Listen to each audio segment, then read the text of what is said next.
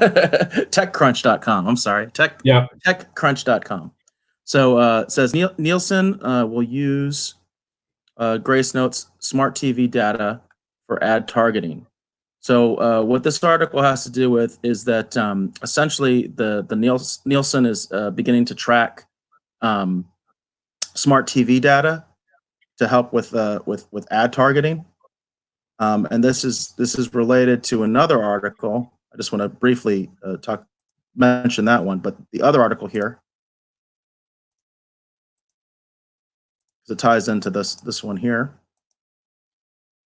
is that basically that the Nielsens are finally coming out with some data on the streaming wars. So this article says streaming accounts for nearly 1/5 of total U.S. TV watching, according to Nielsen. So it says streaming eats up a big chunk of viewers' time, though it's still outweighed by traditional linear TV. That's according to the latest total audience report from Nielsen, its first total audience report to use the smart TV data from Gracenote. That's why I wanted to set up the Gracenote thing. And one that's particularly focused on the flashpoint of the streaming wars. The firm reports that among U.S. homes that are capable of over-the-top streaming, 19% of their TV time was spent on streaming during fourth quarter of 2019. Within that streaming time, Netflix accounted for 31%, compared to 21% for YouTube, 12% for Hulu, 8% for Amazon, and 28% for other services. Now, remember, this is the last quarter of 2019, so Apple Plus and Disney Plus came in at the tail end, and they're a part of that 28% that you see. But clearly, Netflix has a dominance at 31%. And interestingly enough, their main competitor is YouTube at 21%. They have the largest viewership.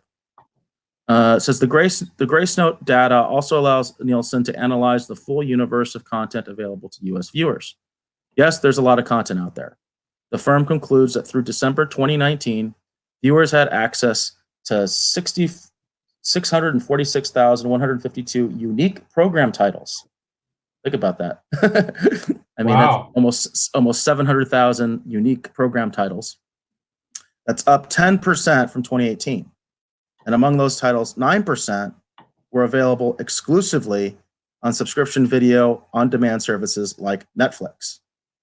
So we've got some charts here, percent of streaming out of total TV usage.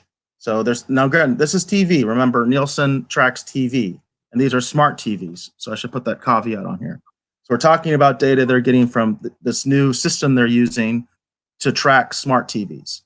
So we've got your percentage of total streaming out of total TV usage. And right now, streaming only accounts for 19% versus what they call traditional linear TV.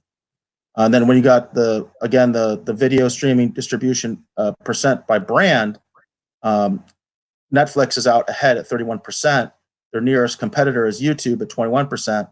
But again, remember that this is from the last quarter of 2019. So that 28% does include Apple Plus and Disney Plus, but they weren't around the entire quarter. So I think that's why they don't have their own separate categories. So they just kind of got lumped in with everybody else besides Amazon, Hulu, Netflix, and YouTube. Those apparently are the big players as of the last quarter. So the data coming out this year is going to be different, I'm sure. Disney Plus is going to affect it, and Apple Plus will theoretically affect it as well. But I really like this article because this is something that I've been waiting for. First, I know that a lot of the streaming platforms don't like what Nielsen is doing because Nielsen doesn't look at really at like laptops and phones and things like that. But at the same time, it's good data to have because, like, for me, I watch most of my content on my television screen. I use PlayStation 4, and that's how I stream most of my content. I very rarely watch anything on my computer. I very rarely watch anything on my phone. Not to say that I never do, but it's rare. And I also have a Chromecast, so if I have like an app that I can't get, like the PlayStation 4 or something like that, right? I generally will just Chromecast it from my phone, so I'm not watching it on my phone. I think watching on the phone is very uncomfortable. So anyway, I thought that was pretty interesting as far as what they talked about where the streaming wars are in terms of TV viewership from the last quarter, and the fact that it appears, at least right now, we can safely say that the major players are YouTube and Netflix, which everybody knew Netflix, I think, already. But the YouTube numbers are interesting to me because we've talked about YouTube's unique position in the streaming wars in terms of being able to have creator, small creator content that they don't have to pay for, other than sharing ad revenue and things like that if a channel is monetized. So it's interesting, and it'll be interesting to see as Nielsen continues to collect this data, how Disney Plus, Apple Plus, eventually Peacock, HBO Max. I'm going to be looking at this stuff very carefully as we continue our coverage of the streaming wars. No, it's terribly interesting, and I'm glad that they're finding a way to actually, get some of this data out. For those of us that are independent content creators, while I'm not primarily doing anything right now that's going to be on the streaming service per se, it is nice to know, kind of what's happening in that space. So I'm glad that they are finding a way to get some information out. Yeah, it's just we'll see. It's very it's weird because it makes me think of years ago, in the old days, Diamond Comics distributors, for example. Segue into comics for half a second here. Diamond Comics distributors, they actually made public a lot of their sales information. I know they still do it with some of it, but not to the extent that they used to. That's interesting. Yeah, because it's a weird thing, because it's the information is essentially it's kind of, they take an issue of Batman and use it as a base, and then if you can extrapolate it, you can basically figure out what's selling, and it's just I don't know, it's just kind of to me it's just always been a bit of a weird thing, the way all that works.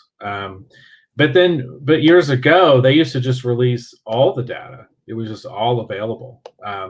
And it was very, as an independent creator, you could look at what people were buying and what they were interested in, and it helped you kind of do a little bit of market research. Like if you're trying to figure out what kind of a comic title to self-publish, and you have an idea and you're concerned about, I wonder if people will, support it, or if they will be, interested in it. That information is valuable and important for independent content creators to see what people are, reading and watching, and where they're watching it, and what their interests are. So, in terms of determining a winner of the streaming wars, eventually, it'll be kind of fun because maybe we can see some of it coming.